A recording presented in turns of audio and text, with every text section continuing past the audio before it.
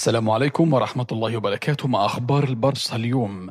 ديانج لاعب يستهان به كثيرا. خيارات صعبة أمام برشلونة لإقامة مباراة فالنسيا. برشلونة يفكر في نقل مباراته أمام فالنسيا إلى ملعب جيرونا. 5 شروط لعودة برشلونة إلى الكامب نو. برشلونة مهدد بالاستمرار في مونتجويك لعدة أشهر إضافية. وفد الاتحاد الأوروبي يفحص الكامب نو. ياريمينا يكشف الشخص الذي تسبب في رحيله عن برشلونة. برشلونة يضع اللمسات الأخيرة على رحيل 3 لاعبين. شيء وحيد ينقص نادي برشلونة ليصل إلى القمة. لامين يامال يستحق الكرة الذهبية. لامين يامال لاعب استثنائي. لا تنسوا الصلاة على الحبيب. يا ريت لو بتحب برشلونة أو الكرة الأوروبية اعمل لايك لهذا الفيديو، اشترك في القناة وفعل جرس الإشعارات. ونبدأ مع تفاصيل هذه الأخبار. ديانج لاعب يستهان به كثيرا. كتب الصحفي دياك بيرت تقريرا بعنوان فرينكي ديانج اللاعب الذي يستهان به كثيرا في برشلونة. المشكلة التي لازمت فرانكي منذ وصوله الجماهير والنادي. تخيلوا أنهم وجدوا بوسكاتس الجديد، لكنهم واجهوا لاعب وسط يشعر بكرة القدم مختلفة.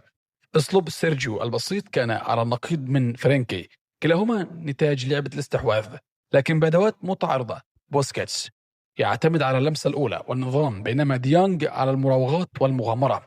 المشكلة كانت في بعض المدربين مثل تشافي مقتنعين أنهم قادرون على تحويله إلى لاعب لم يكن أبدا، لكن مع وصول فيليك الذي جاء بمقترح لعب أكثر عمودية وبمحور مزدوج، وجد ديانج مكانه الحقيقي في برشلونة.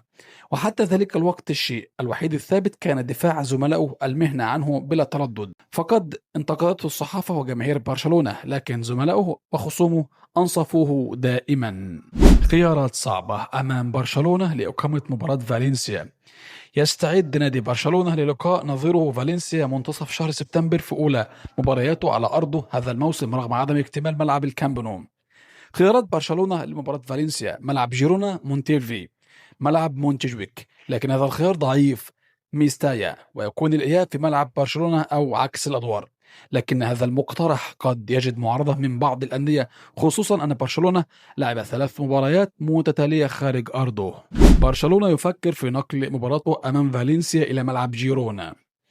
يدرس نادي برشلونة خوض مباراته المقبلة أمام فالنسيا يوم 13 أو 14 من الشهر القادم على ملعب جيرونا، بعدما تأكد أنه لن يتمكن من اللعب في ملعبه بحضور جماهيري. صحيفة لا فانغوارديا أوضحت أن خوض اللقاء في ملعب خالي من الجماهير لم يعد مطروحا، ليبقى خيار جيرونا الأقرب لاستضافة المواجهة. 5 شروط لعودة برشلونة إلى الكامب نو. حسب التقارير الكتالونية يجب على نادي برشلونة استكمال 5 إجراءات أساسية قبل الحصول على ترخيص افتتاح كامب نو، وكل خطوة تتطلب مراجعتها الخاصة، وما يحتاج إلى ما لا يقل عن شهر. تقديم شهادة انتهاء المرحلة الأولى من الأعمال، تقديم شهادة نهاية اعتماد شركات التركيب تؤكد مطابقة المنشآت الكهربائية للمعايير، قيام مجلس المدينة بعملية تفتيش للملعب، إصدار تقارير من الحماية المدنية، إصدار تقارير من رجال الإطفاء والشرطة البلدية لتمنح التراخيص الخاصة بالسعة المسموح بها في الملعب. برشلونة مهدد بالاستمرار في مونتجويك لعدة أشهر إضافية. أعلن ألبرت باتلي نائب عمدة الأمن في تصريحات لراديو RCA أن برشلونة قد يضطر للاستمرار في اللعب بملعب مونتجويك لفترة أطول مما كان متوقعا. وأكد المسؤول أن النادي ربما يبقى في الملعب الأولمبي لعدة أشهر إضافية، مشيرا إلى أن الوقت لا يزال مبكر للحديث عن عودة قريبة إلى كامب نو الجديد. أوضح باتلي أن برشلونة لم يقدم بعد شهادة نهاية الأشغال والشيء الضروري للحصول على ترخيص افتتاح الملعب، مضيفا أن الكرة الآن في ملعب إدارة النادي التي يجب أن تلتزم بجميع المتطلبات القانونية والفنية.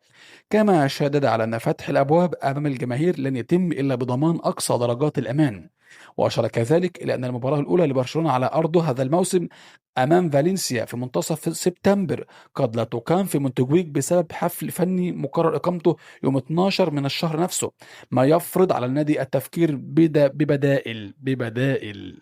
وفد الاتحاد الأوروبي يفحص الكامب نو. وصل وفد الاتحاد الأوروبي لكرة القدم إلى نادي برشلونة الإسباني صباح اليوم لفحص ملعب الفريق الأول سبوتيفاي كامب نو وبحث إجراءات السلامة والأمان. الوفد لا زال يفحص الملعب بشكل مستمر طوال 4 ساعات مضت قبل إعطاء التقرير النهائي. ياري مينا يكشف الشخص الذي تسبب في رحيله عن برشلونة. تحدث لاعب برشلونة الأسبق ياري مينا عن رحيله من الفريق في فترة فالفيردي المدير الفني قائلا: حينما وصلت إلى برشلونة فالفيردي كلمني فقط في اليوم الأول، طوال 7 أشهر ما كلمنيش. على الرغم من الفوز بالدوري والكاس لعبت قليلا جدا، لذلك قررت الرحيل عن الفريق بسبب المدرب. برشلونة يضع اللمسات الأخيرة على رحيل 3 لاعبين. يعمل نادي برشلونة الإسباني حاليا على إغلاق ملف الراحلين عن الفريق الأول لكرة القدم في سوق الانتقالات الصيف الحالي. المدير الرياضي لنادي برشلونة ديكو وضع اللمسات الأخيرة على خروج 3 لاعبين وهم أوريل روميو، هيكتور فورت وإيناكي بينا. شيء وحيد ينقص نادي برشلونة ليصل إلى القمة. كشف جولز كوندي مدافع نادي برشلونة عن الشيء الوحيد الذي ينقص الفريق ليصل إلى القمة مع هانزي فليك. قال كوندي: أعتقد أن الأمر يشمل كل شيء قليلا، يمكننا أن نتحسن في جميع الجوانب، ما زلنا قادرين على اللعب بشكل أفضل، على الهجوم بشكل أفضل وعلى الدفاع بشكل أفضل، لكن إذا كان علي أن أختار شيئا واحدا فسأقول إن هذا الموسم علينا أن نستقبل عددا أقل من الأهداف. لامين يامال يستحق الكرة الذهبية. يرى جولز كوندي مدافع نادي برشلونة أن زميله في الفريق لامين يامال يستحق التتويج بجائزة الكرة الذهبية، حيث صرح: سأكون مختصرا في هذا، إذا كان يستحقها نعم يستحقها. صحيح أيضا أن هناك لاعبين آخرين قدموا موسما جيدا، لكن نعم هو يستحقها. هل يستحقها فعلا يمين يامال؟ اتركوا لي آراءكم في التعليقات. لامين يامال لاعب استثنائي. تحدث جولز كوندي أيضا مدافع نادي برشلونة الإسباني عن علاقته بلامين يامال ومهارات اللاعب الشاب قائلا: لدينا علاقة جيدة جدا في الحقيقة، ولاعب استثنائي رائع، وفوق ذلك لاعب جماعي، أي أنه يضيف للفريق عبر مراوغاته وما إلى ذلك، وهذا ما يلفت الأنظار، لكنه شخص يعمل الفريق لديه هذا الحس الجماعي. كوندي: التجديد مع برشلونة كان سهلا للغاية. أعلن نادي برشلونة تجديد عقد مدافعه الفرنسي جول كوندي حتى صيف 2030 في حفل أقيم بمقر النادي التجاري بحضور الرئيس خوان لابورتا. كوندي أعرب عن سعادته بالاستمرار، مؤكدا أن التجديد كان سهلا لأن الطرفين كانت لهما نفس الرغبة، مشيرا إلى أنه يشعر براحة كبيرة في النادي والمدينة. المدافع الفرنسي أكد أن طموحه هو المنافسة على جميع الألقاب، معتبرا أن الموسم الماضي كان جيد، لكن الفريق يسعى لتحقيق المزيد من هذا الألقاب هذا العام. كما استذكر لحظاته الأبرز بقميص البلوغرانا، ومنها تتويج بالليغا أمام إسبانيول وتسجيله هدف الفوز في الكلاسيكو بنهائي الكاس. كوندي شدد على أن المنافسة داخل الفريق تحفزه أكثر، موضحا أنه مستعد للعب في أي مركز يطلبه المدرب هانز فليك، وختم بالقول إن هدفه هو التطور المستمر والمساهمة في قيادة برشلونة نحو دوري أبطال أوروبا. هدف برشلونة الأكبر هذا الموسم.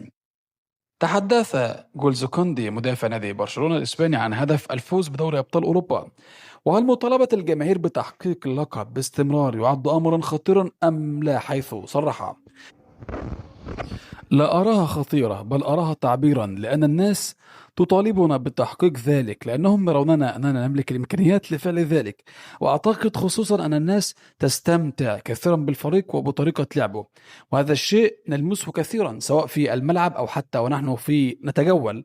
أظن أنه في كل مكان في العالم خلال جولتنا نشعر بذلك، وهو أمر نقدره كثيرا، ولا أرى الأمر خطرا، لأنه في النهاية هدفنا الأكبر والفوز بدوري أبطال أوروبا. في الختام لا تنسوا الصلاة على الحبيب، اعملوا لايك لهذا الفيديو، واشوفكم في أخبار تانية، والسلام عليكم ورحمة الله وبركاته.